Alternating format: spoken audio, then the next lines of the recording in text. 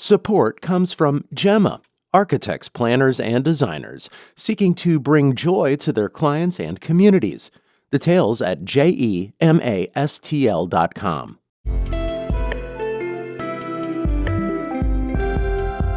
From the St. Louis Public Radio Newsroom, this is The Gateway. It's Thursday, June 5th. I'm Ola Kuziz. You might remember the alt-rock band The All-American Rejects and lead singer Tyson Ritter from their early 2000s hits like Dirty Little Secret. This spring, the band stopped by Columbia, Missouri to play a house show, the latest in a series of pop-up shows it's been doing. I think the Midwest is blessed, and a lot of bands don't come to Columbia, Missouri, or Ames, Iowa, or Green Bay, Wisconsin. We'll hear an audio postcard from their performance, coming up after this news on The Gateway. A Kennett, Missouri mother has been released from ICE custody. Carol Mayorga was detained in April during an immigration check-in at the ICE office in St. Louis. Mayorga, whose legal name is Ming Li Hui, had overstayed a visa after fleeing domestic abuse in Hong Kong. Yesterday, she walked free from a jail in Springfield. Immigration officials released her under the Deferred Enforcement Departure Program, which allows certain immigrants from Hong Kong to remain in the U.S.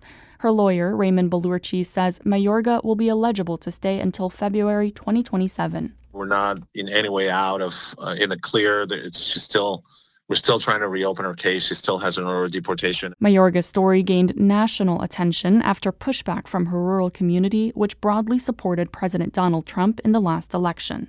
Meanwhile, St. Louis area immigration attorneys and advocates say federal officials are targeting longtime residents after Trump officials told ICE to substantially increase deportations. St. Louis Public Radio's Brian Munoz reports. Several immigrants with orders of supervision received text messages from ICE earlier this week, directing them to report to the agency's office. When some of them arrived at the office in downtown St. Louis, they were detained. Now, longtime immigrants working through the legal system are on edge. One is a 52-year-old St. Louis man born in China. St. Louis Public Radio is not using his name because they fear retaliation from federal immigration officials. The man spoke as he walked into his ICE check-in during a thunderstorm. Give us a chance. We are not criminal. We are not anything that doing bad to the society. We work hard. We want to be a part of the United States. The man was allowed to remain in St. Louis for now, but not everyone was so lucky. I'm Brian Munoz, St. Louis Public Radio.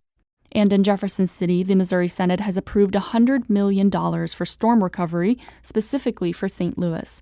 The Senate passed the bill early Thursday morning. The legislation now goes to the House. St. Louis Senator Carla May says the initial $25 million proposed not just for St. Louis, but other storm-affected counties wasn't nearly enough. And I'm sure that, down the line we'll have more funding coming in, but we definitely needed something immediate that can take care of some immediate needs. The additional $25 million funding would be available to Missouri counties affected not only by the May tornado, but storms that occurred in March and April. The recent tornado damaged thousands of buildings and homes and downed power lines around St. Louis. When city building inspectors assessed the damage, they proceeded to place color-coded warning stickers on structures. As St. Louis Public Radio's Andrea Henderson reports, building inspectors say the stickers are not eviction notices. Red stickers were placed on the more severely damaged structures. Yellow stickers were placed on structures with some damage and cautioned access to the building. Green stickers meant the building was safe to enter. City officials will not enact any legal condemnations on homes or buildings. Ed Ware is St. Louis City Building Commissioner. He told St. Louis on the Air that people can have their homes reassessed if they question their sticker color. We're advising them to call 622-4800, the Citizen Service Bureau, if they want somebody to go out there and reevaluate the stickers. And, we're trying to work through all of this. For those in need of temporary housing, call 211. I'm Andrea Henderson, St. Louis Public Radio. The May 16 tornado has upended summer plans for many families in the St. Louis area, but some local institutions are stepping in to fill the gap. St. Louis Public Radio's Hiba Ahmed reports. You want to put some greenery in there? At the Contemporary Art Museum St. Louis, local artist Marley B.D. is helping second grader Cruz add some flowers and plants to his picture of a bear. These are still sprouting. Yeah. Billy D put the activity together for a pop-up summer camp organized by the museum in response to the deadly tornado. Tasia Keys is a mother of 5. Her home in Fountain Park was severely damaged during the storm. She says the camp is helping her get her mind off the cleanup she still has to do. It's helping me cope with a lot of stress that I've really been going through. So, yeah, it's helping. The camp will run on Wednesdays through the month of June. I'm Hiba Ahmed, St. Louis Public Radio. Missouri Children's Division officials are working on a plan to offer more competitive starting salaries. Lawmakers did not take action this year to boost the starting salaries of Children's Division workers who look into alleged child abuse and neglect, which is about $45,000 a year. Governor Mike Kehoe says the agency's leaders are developing a plan to offer pay that will increase retention. State Senator Carla May of St. Louis says higher salaries are critical to preventing turnover, which is high for Children's Division jobs. And especially in some of these positions, people can move somewhere else and have less stress and more money. Some Children's Division employees may also benefit from Kehoe's pay increase for all state workers that provides a 1% pay bump for every 2 years of service. The Archdiocese of St. Louis has agreed to sign a 25-year lease with Rosati Kane Academy, an all-girls Catholic school in the city. This comes after the Archdiocese's attempt to close the school in 2022 led to an outcry from alumni. They eventually raised enough funds to keep the school open. Barbara Geisman is board treasurer for the school. She says the long-term lease will help stabilize the school's future. We are very grateful to the Archdiocese for working with us to ensure that young women can have access to a high-quality education in the city of St. Louis for many years to come. Like many schools in St. Louis, the academy faces decreased enrollment. Geisman says the academy will roll out a new marketing strategy in hopes of attracting future students.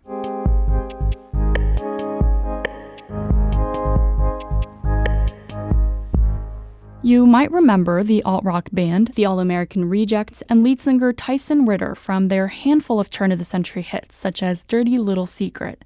As University of Missouri seniors graduated this spring, the band played the latest in a series of pop-up shows it's been doing at people's houses. Amina Jenkins brings us this audio postcard, and here's what the band, concertgoers, and even the police think about this diversion from the current era of arena concerts. Why don't we swap them? Okay. Let's plug that. My name is Michaela Bailey. I am co-music director of KCOU.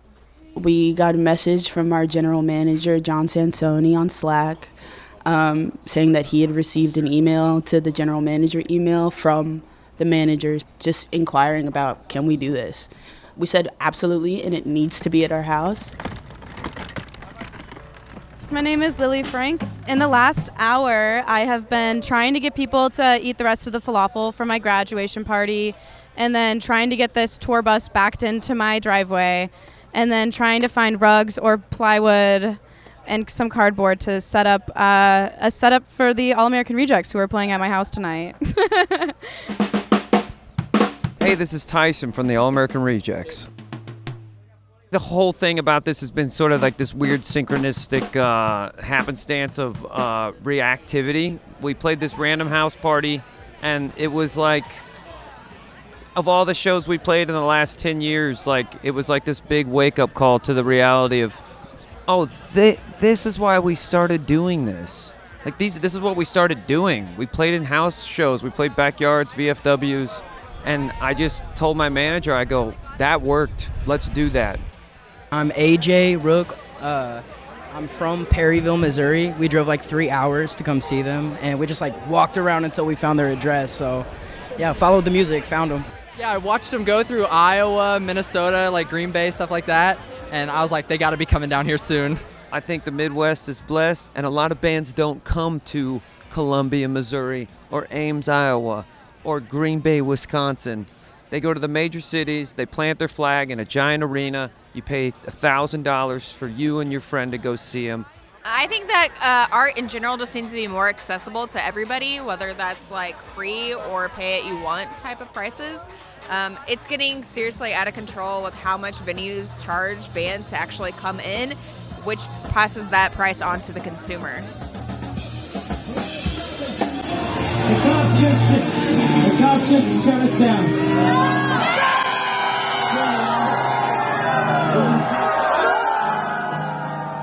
I'm Olivia Amos. People call me Via. I sing for the park. What I hope people take away, not just from tonight, but like their tour as a whole, is that this era of live music never went away. Like, it's still here, it's still happening, it's open to everyone, and it's happening all over the country with so many great bands. Like, your favorite band is probably playing in Kyle's basement. They said we can play one more song. Everyone has to be a community member. It takes work to be a community member, and moments like this, moments of enjoyment, moments of togetherness, sharing memories, like this is what keeps people coming back to Como. This is what keeps Como artful. This is what keeps Como relevant, and I'm so happy to be a part of it.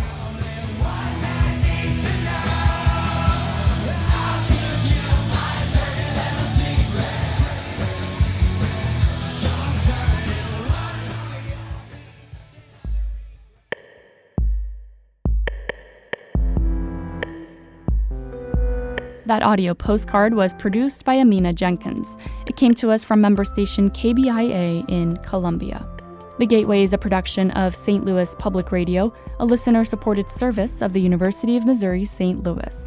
Music is by Ryan McNeely of Adult Fur. I'm Arla Kuziz, and from the St. Louis Public Radio newsroom, this has been The Gateway.